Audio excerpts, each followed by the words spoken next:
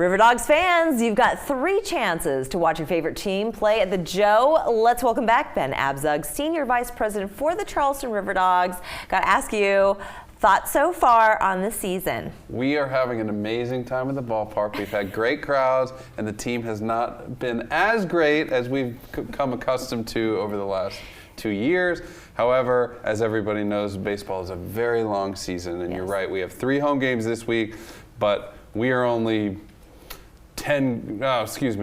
14 games into 66 home games for the season, so we're going to turn it around. We're just getting started. Absolutely. In fact, I think this is a way of just psyching everybody out, because then the RiverDogs are really going to come in. And as you know, we've talked about this before, the minor league baseball season is even different than the major league season in that the season is split into halves. So even if we are terrible the whole first half, they'll restart the standings. You're 0-0 to start the second half, and you can still make the playoffs by having a great second half. So we're going to have a shot to still bring home a 3rd straight championship. I think that's great. I think that's great. Yeah, for people who are not familiar with that rule, such as myself, that's actually really interesting. Yeah. I like that, restarting the clock. The idea is that the players are moving up and down in the minor league system. So by the time you get to the second half season, it could be a totally different team on the field. So restart it, sort of give everybody a chance to sort of be engaged and try to make a run at the playoffs. But like you said, you're having a good time. Yes, no, we've had wonderful crowds. The weather's been mostly good at the ballpark. It looks really good this weekend.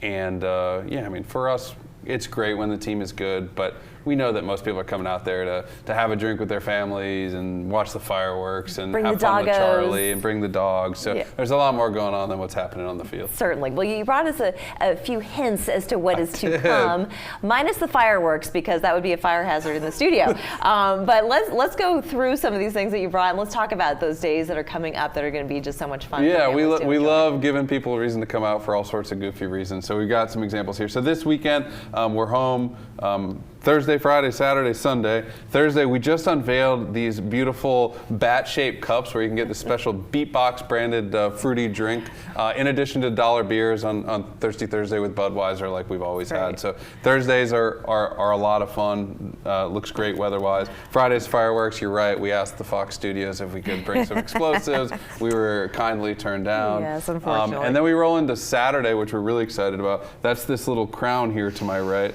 I thought about wearing it on the segment here, but we decided to just place it here. And so, as you know, big international news, King Charles is being coronated over across the pond on Saturday. And of course our mascot is Charlie. So we're going to crown King Charlie the king. So it'll be his coronation party Saturday night. We're giving out 2,000 of these foam RiverDogs crowns to the first 2,000 people in the ballpark.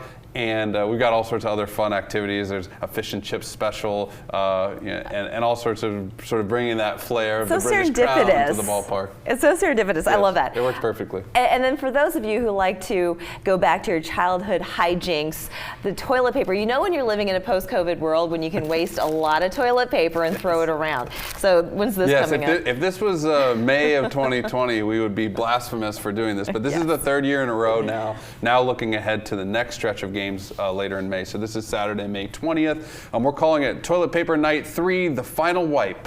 How clever. Everybody who sticks around till the end of the game is going to get one of these beautiful rolls of toilet paper. And then everybody loved TPing someone's house when you were in high school. I mean, I did it. I never did okay, it. All right. I think I may have gotten TP'd once, though. Okay, maybe because I was the stick in the mud. You should have retaliated. But here's your chance, because everybody's going to get one of these rolls of toilet paper. And we just TP the ballpark after the game. It's super fun. It's a cool visual. I love it. And we love those sorts of things where everybody can get involved. And so that's coming up in a couple of weeks. And there literally is something for everyone at the Joe, because if you love to meld the classics with the ballpark, you got Halo Opera, who's going to be performing. Yeah. I love it when they do this, because an alfresco performance, and then awesome. at the Joe is a wonderful so that's Friday, May 19th. So in our next stretch of games, right before toilet paper night.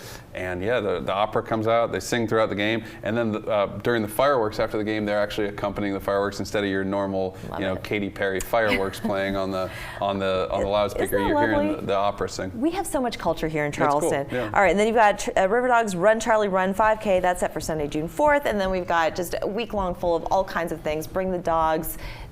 Yeah, we're beers, sort of in the full swing of it now. So all kinds of wonderful things. We're in the full swing. We're going to put that up on our website. Oh, and thank you so much for joining us. So good to see you again, Ben. Thank you. We're back after this.